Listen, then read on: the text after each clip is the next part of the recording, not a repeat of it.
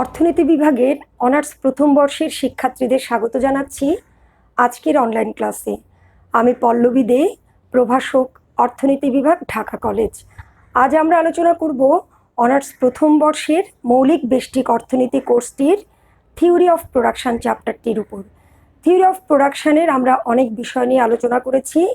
আজকের বিষয়বস্তু হচ্ছে সমুৎপাদন রেখার বৈশিষ্ট্য। সমুৎপাদন রেখার বৈশিষ্ট্য আলোচনা করার আগে আমি একটু বলি সমুৎপাদন রেখাটা কি। সমুৎপাদন রেখা হচ্ছে যে রেখার বিভিন্ন বিন্দুতে বিভিন্ন উপকরণের সংমিশ্রণে সমান উৎপাদন নির্দেশ করে, তাকে সমুৎপাদন রেখা বলে। আমরা সমুৎপাদন রেখার বৈশিষ্ট্যগুলো চিত্র দিয়ে ব্যাখ্যা করে দেখাবো। সমুৎপাদন রেখার বৈশিষ্ট্য, প্রথম বৈশিষ্ট্য হচ্ছে সম উৎপাদন রেখার সকল বিন্দু সমান উৎপাদন নির্দেশ করে। প্রিয় ছাত্ররা, আমি একটু আগেই বলেছি যে রেখার বিভিন্ন বিন্দুতে দুটি উপকরণের সংমিশ্রণে সমান উৎপাদন স্তর বোঝায়, সেই রেখাকে সমুৎপাদন রেখা বলে। তাহলে প্রথম বৈশিষ্ট্যটা কি? সমুৎপাদন রেখার সকল বিন্দু সমান উৎপাদন নির্দেশ করে। 2 নম্বর বৈশিষ্ট্য, সমুৎপাদন রেখা বাম থেকে ডানে নিম্নগামী হয়। বাম থেকে ডানে নিম্নগামী হয় আমরা এখানে দেখতে পাচ্ছি রেখাটি, আইজোকোয়ান্ট কার্ভটি বাম থেকে ডানে নিম্নগামী। এটি নিম্নগামী হওয়ার কারণ সমপরিমাণ উৎপাদন লাভ করার জন্য একটি উপকরণ বেশি ব্যবহার করতে গেলে অপর উপকরণের ব্যবহার কমাতে হয়, ফলে সমুৎপাদন রেখার ঢাল ঋণাত্মক হয়ে যায়। ঢাল ঋণাত্মক হওয়ার কারণে এই রেখাটি নিম্নগামী আকৃতি বিশিষ্ট হয়। আমরা অন্যভাবে একটু বলতে পারি, সমুৎপাদন রেখা নিম্ন আকৃতি বিশিষ্ট হতে পারে না। নিম্ন আকৃতি বিশিষ্ট কি? 3টা চিত্র এখানে আমি দেখিয়েছি।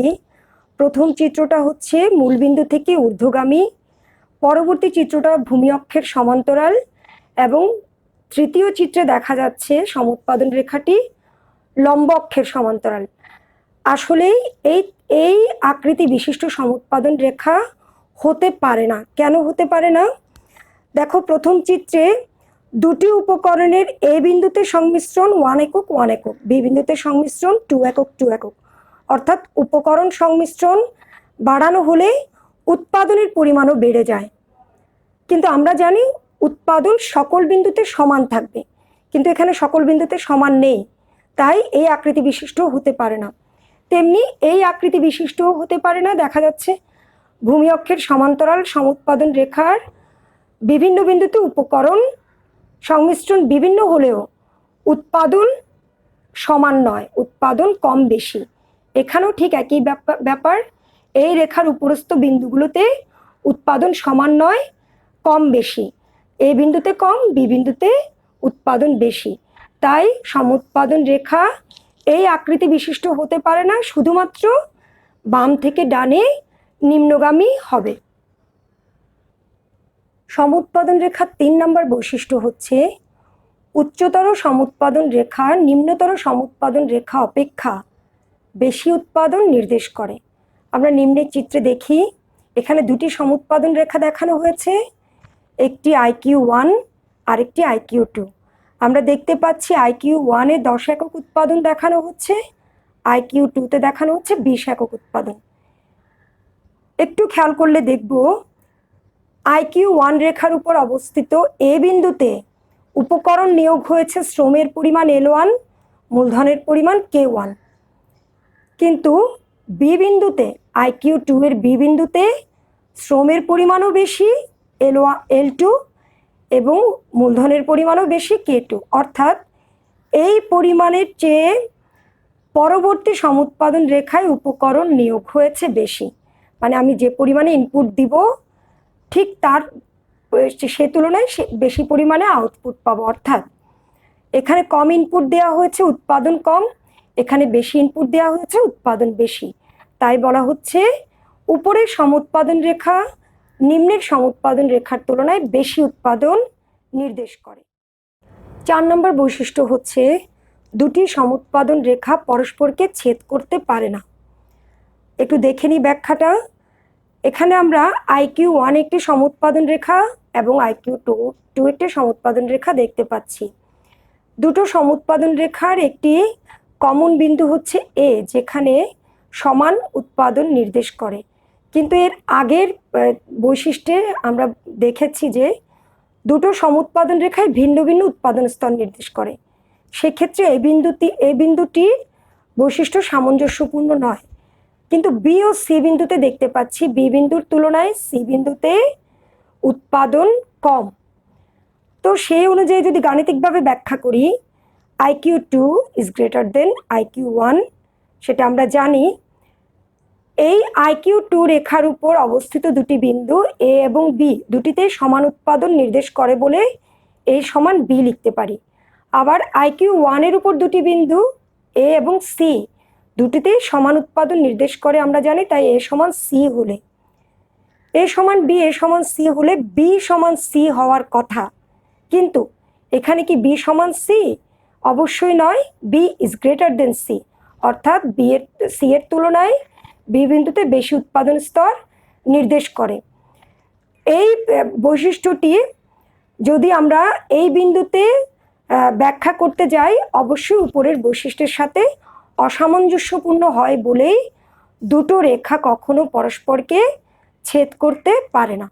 5 নম্বর বৈশিষ্ট্য হচ্ছে সমুৎপাদন রেখা মূলবিন্দুর দিকে উত্তল। এই ব্যাখ্যাটা করি। এই ব্যাখ্যাটা হচ্ছে, এখানে আমরা দেখতে পাই একটি উপকরণের নিয়োগ বাড়াতে হলে অপর উপকরণের নিয়োগ ছেড়ে দিতে হয়। অর্থাৎ শ্রমের পরিমাণ বাড়াতে গেলে একজন উৎপাদনকারীকে মূলধন ব্যবহারের পরিমাণ কমাতে হয়। সেই ক্ষেত্রে দেখা যায় যে এম আর টিএস ক্রমহ্রাসমান হয়। এম আর টিএস কি আমি আগের ক্লাসে আলোচনা করেছি। এম আর টিএস হলো একটি উপকরণের ব্যবহার বাড়াতে অপর উপকরণের ব্যবহার কতটুকু কমাতে হয় তার মাত্রা। এখানে তাহলে M R TS del K by del L K M R TS বলছি। এখন ডেল এল বাড়াতে হলে ডেল কে এর পরিমাণ কমাতে হয়। প্রতিবারই কমানোর মাত্রাটা ক্রমহ্রাসমান, অর্থাৎ এম আর টিএস ক্রমহ্রাসমান বলেই সমুৎপাদন রেখা মূলবিন্দুর দিকে কনভেক্স আকৃতির হয়, অর্থাৎ উত্তল আকৃতির হয়। এর পরবর্তী বৈশিষ্ট্য হচ্ছে সমুৎপাদন রেখা কোনো অক্ষকে ছেদ করে না। সমুৎপাদন রেখা কোনো অক্ষকে ছেদ করলে কি অবস্থা দাঁড়ায় দেখি। প্রথম চিত্রে দুটো চিত্র দিয়েছি। প্রথম চিত্রে দেখতে পাচ্ছি এল নট বিন্দুতে শ্রম ব্যবহারের পরিমাণ ও এল নট, কিন্তু এই বিন্দুতে মূলধন ব্যবহারের পরিমাণ কত? 0। এই বিন্দুতে মূলধন 0।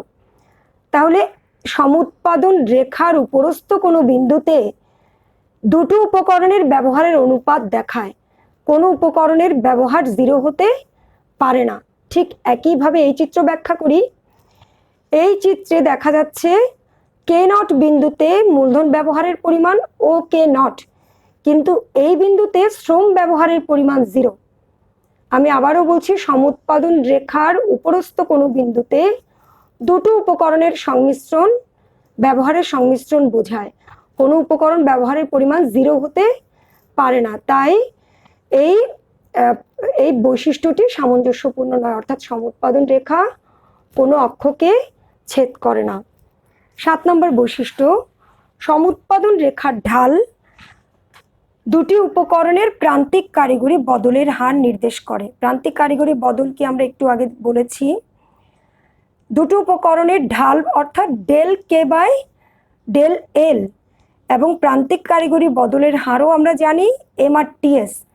তাইলে সমুৎপাদন রেখার ঢাল প্রান্তিক কারিগরি বদলের হার নির্দেশ করে, অর্থাৎ এম আর টিএস সমান del K by del L. এই প্রমাণটা প্রিভিয়াস ক্লাসে তোমাদেরকে এই প্রমাণটা আমি করে দেখিয়েছি। এটি একটি বৈশিষ্ট্য। তাহলে আমরা সমুৎপাদন রেখার 7টি বৈশিষ্ট্য দেখলাম এবং প্রত্যেকটি বৈশিষ্ট্য চিত্রসহ ব্যাখ্যা করেছি। তাহলে আমরা সমুৎপাদন রেখা কি, সমুৎপাদন রেখার বৈশিষ্ট্যগুলো আলোচনা করো বললে অবশ্যই এটা ভালোভাবে লিখতে পারবো। এখন আমরা দেখব মাত্রাগত উৎপাদন প্রবাহ কি। প্রিয় ছাত্ররা, আমরা আরেকটি বিষয় নিয়ে আলোচনা করব, সেটি হচ্ছে রিটার্নস টু স্কেল বা মাত্রাগত উৎপাদন প্রবাহ। তোমাদের নিশ্চয়ই মনে আছে আমি আগের ক্লাসে আরেকটি উপকরণ বিধি পড়িয়েছিলাম, পরিবর্তনীয় উপকরণ বিধি। ওই উপকরণ বিধিতে আমরা স্বল্পকালীন উৎপাদন অপেক্ষকের সাথে ওই বিধির সামঞ্জস্যতা দেখিয়েছিলাম। আর এখানে মাত্রাগত উৎপাদন প্রবাহ দেখাচ্ছি, যেটি দীর্ঘকালীন উৎপাদন অপেক্ষকের সাথে সামঞ্জস্যপূর্ণ। তাহলে আমরা দেখে নিই মাত্রাগত উৎপাদন প্রবাহটা কি। দীর্ঘকালীন উৎপাদনের সকল উপকরণ ব্যবহারের মাত্রা পরিবর্তন করা সম্ভব। প্রিয় ছাত্ররা, তোমরা জানো দীর্ঘকাল বলতে অর্থনীতিতে সে কালকে বোঝায় যে কালে একজন উৎপাদনকারী তার স্থির এবং পরিবর্তনশীল সকল উপকরণকেই পরিবর্তন করা তার পক্ষে সম্ভব হয়। তাহলে দীর্ঘকালে উৎপাদনের সকল উপকরণ পরিবর্তন করা সম্ভব হয়। উৎপাদনের মাত্রা পরিবর্তনের ফলে উৎপাদন ক্ষেত্রে যে পরিবর্তন দেখা দেয় তাকে মাত্রাগত উৎপাদন প্রবাহ বলে। খুবই সহজ একটি বিষয়। মানে আমি একজন উৎপাদনকারী যে পরিমাণ ইনপুট প্রদান করবে তার সেই মাত্রা অনুসারে যদি আউটপুট পায়, এই পরিবর্তনটাকে বলা হয় মাত্রাগত উৎপাদন বা রিটার্নস টু স্কেল। মূলত দীর্ঘকালীন উৎপাদন অপেক্ষককে মাত্রাগত উৎপাদন বা রিটার্নস টু স্কেল বলা হয়। এই উৎপাদন প্রবাহ তিন ধরনের, একটি স্থির মাত্রাগত উৎপাদন প্রবাহ, আরেকটি ক্রমবর্ধমান মাত্রাগত উৎপাদন প্রবাহ, অপরটি হচ্ছে ক্রমহ্রাসমান মাত্রাগত উৎপাদন প্রবাহ। প্রিয় ছাত্ররা, আমরা এই তিনটি উৎপাদন প্রবাহের ধরন চিত্রসহ ব্যাখ্যা করব। প্রিয় ছাত্ররা, তোমাদের নিশ্চয় মনে আছে আমরা উৎপাদন অপেক্ষক পড়েছিলাম কিউ সমান ফাংশন অফ এল কে। একটি উপকরণকে স্থির দেখালে তার উপরে তার এল বা কে এর উপরে অবশ্যই একটি বার দিয়েছিলাম, আর পরিবর্তনশীল দেখালে ওই উৎপাদন অপেক্ষকে কখনো বার বা মাত্রা হবে না। এখন একটু দেখে নিই উৎপাদন প্রবাহ তিনটি: স্থির মাত্রাগত উৎপাদন প্রবাহ, ক্রমবর্ধমান আর ক্রমহ্রাসমান। এই যে উৎপাদন অপেক্ষক লিখেছি কিউ সমান ফাংশন অফ এল কে, এটি কোন ধরনের উৎপাদন অপেক্ষক? এখানে কোনো উপকরণকে আমরা স্থির দেখাইনি, ফলে তাহলে এটি দীর্ঘকালীন উৎপাদন অপেক্ষক কিউ সমান ফাংশন অফ এল কে। মানে এলও পরিবর্তন করা যাবে, কেও পরিবর্তন করা যাবে।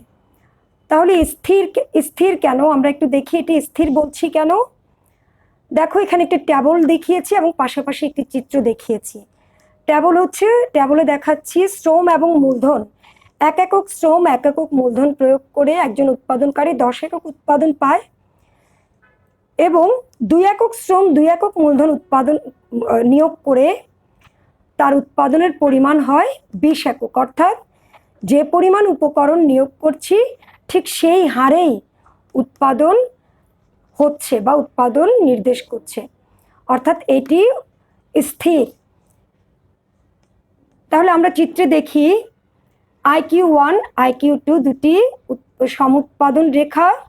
এই দুটো সমুৎপাদন রেখাতে দেখো ও এ সমান এ বি, মানে এর মাত্রাটা সমান, অর্থাৎ 10 একক IQ1 এ 10 একক উৎপাদন, IQ2-তে 20 একক উৎপাদন দেখানো হয়েছে, অর্থাৎ পরিবর্তনের মাত্রাটা স্থির।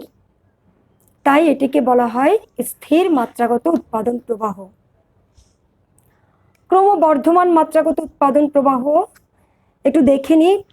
1 একক শ্রম এবং 1 একক মূলধন নিয়োগে যদি 10 একক উৎপাদন হয়, ঠিক তার দ্বিগুণ করা হলে 2 একক শ্রম এবং 2 একক মূলধন নিয়োগে যদি উৎপাদন 20 একক না হয়ে দ্বিগুণ না হয়ে তার দ্বিগুণের বেশি হয়, অর্থাৎ 25 একক হয়, সেটি হচ্ছে ক্রমবর্ধমান মাত্রাগত উৎপাদন প্রবাহ। চিত্রে আমরা তাই দেখতে পাচ্ছি এই পরিবর্তনের মাত্রাটা 20 একক না হয়ে আর একটু বেশি, দেখো 25 একক। আমি গ্যাপটা ও এর তুলনায় এ বি এর গ্যাপটা অনেক বেশি, অর্থাৎ এটি 25 একক উৎপাদন স্তর নির্দেশ করছে। তাহলে এটি কি দেখাচ্ছে? ক্রমবর্ধমান মাত্রাগত উৎপাদন প্রবাহ দেখাচ্ছে। ক্রমহ্রাসমান মাত্রাগত উৎপাদন প্রবাহ কি? যে পরিমাণ মূলধন এবং শ্রম নিয়োগ করা হবে, উৎপাদন যদি তার তুলনায় কম পরিমাণে হয়, সেটিকে বলা হয় ক্রমহ্রাসমান মাত্রাগত উৎপাদন প্রবাহ। দেখো 1 একক শ্রম 1 একক মূলধন নিয়োগ করে যদি 10 একক উৎপাদন হয়, দ্বিগুণ মূলধন এবং শ্রম নিয়োগ করে উৎপাদন দ্বিগুণ না হয়ে দ্বিগুণের কম হয়, অর্থাৎ 15 একক হয়, 20 একক না হয়ে এখানে 15 একক, অর্থাৎ এটি ক্রমহ্রাসমান মাত্রাগত উৎপাদন প্রবাহ দেখাচ্ছে। চিত্র আমি ঠিক একইভাবে ব্যাখ্যা করেছি। ও এর তুলনায় এ বি এর পরিমাণ কম, দেখো, অর্থাৎ আইকিউ 1-এ যে উৎপাদন হচ্ছে আইকিউ 2-তে তার তুলনায় কম উৎপাদন হচ্ছে, অর্থাৎ এখানে উপকরণ যে পরিমাণ নিয়োগ হচ্ছে উৎপাদন সে পরিমাণে উৎপাদনকারী পাচ্ছে না, অর্থাৎ এটি হচ্ছে ক্রমহ্রাসমান মাত্রাগত উৎপাদন ব্যাখ্যা করছে। প্রিয় শিক্ষার্থীরা, আমরা আজকে আলোচনা করলাম উৎপাদন প্রবাহ কি বা রিটার্নস টু স্কেল, মাত্রাগত উৎপাদন প্রবাহ এবং সম উৎপাদন রেখার বৈশিষ্ট্যগুলো চিত্রসহ ব্যাখ্যা করা। খুব সহজ দুটি টপিক নিয়ে তোমাদের কাছে আজকে এসেছি। এই দুটো টপিক একটু দেখে নিবা। আগামী ক্লাসে অন্য নতুন দুটি টপিক নিয়ে তোমাদের সামনে আসব। তোমরা সবাই সে পর্যন্ত ভালো থেকো, সুস্থ থেকো এবং পড়াশোনা ঠিকভাবে করো।